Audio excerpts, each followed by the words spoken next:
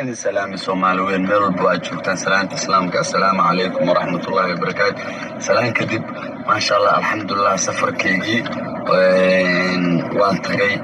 هذا وحن جوا دلك سامبيا واللي بعاصمتي ولصا كان جوجا سقروح بدن والإيسو دوي صومالي وين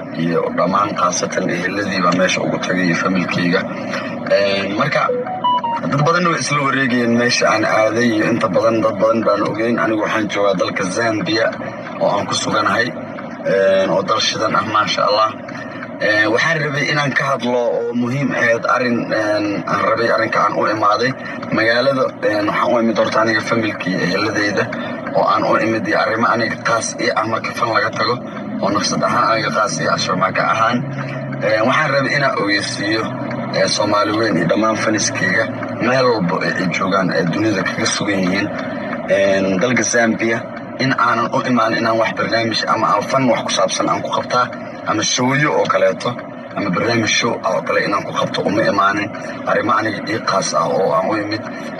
familkeyga u imid waa arrimo ay qaas ay wadaan insha Allah meeshaan email ka sii wacan insha Allah waan gaari doonaa team sharma boyn waxaan jeclahay team taana dhamaan inay nala socdaan waxa idin leeyahay nimayow waxa ogaataan oo alaabta ka baxstaan oo aad ku jiiftaan oo aad ku soo toostaan wax barnaamij la dhaho iyo wax show la dhaho iyo wax fan ku saabsan haba yaraatee in aan u imaanin dalka Zambia ee aan u imid arrimo aniga ii qaas ah iyo howlo aniga ii gooni ah iyo familkeyga iyo adeeraday waan u imid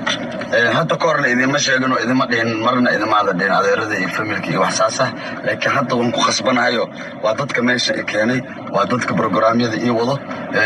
howlaha ii wadana waa howlo ka aniga mustaqbalkayga ka dhana oo aniga ii gaar ah marka waxaan u sheegay faniskeyga asxaabteyda hadalka aan ku sii dheereenin muhiimadda aan rabo video inaan uga hadlo wuxuu in aan aniga wax show la dhaho aan Zambia ku qabanaynin kuna qaban doonin haddana kuma qabanayo weligeena kuma qaban doono macnaha umaba imaaninbo Zambia waxa oo imid arrimo aniga ii qaas ay mustaqbalkayga arrimahayga iyo familkayga waana idin salaamaya dhammaan inta safarkayga ogeed iyo inta aan ogeyn inta dhammaantood waa salaamaya Soomaali Maxamed waxa idin leeyahay haye hadii